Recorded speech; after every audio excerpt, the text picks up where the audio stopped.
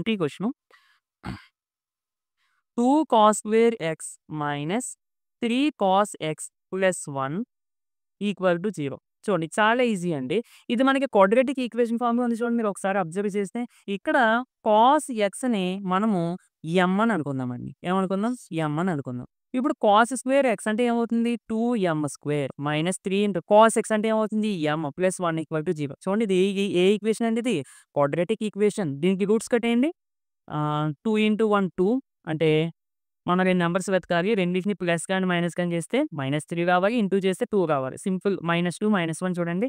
-2 -1 అంటే -3 -2 ఇంటూ -1 అంటే +2. ఓకే సరిపోతుంది. అంటే 2m square minus 2m minus m plus 1 equal to 0.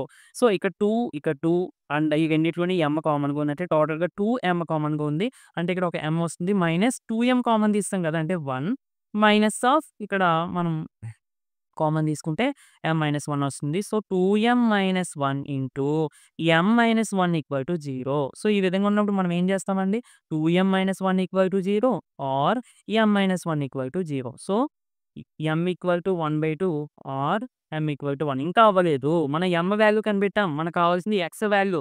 సరే మరి m అంటే ఏంటి? cos x. అంటే cos x equal to 1/2 or cos x equal to 1. చూడండి cos x ఈక్వల్ టు 1/2 అంటే x ఈక్వల్ టు ఎంత అండి? ఇందాక మనం మార్చుకొని చేస్తాం కదా! అది ఆ విధంగా.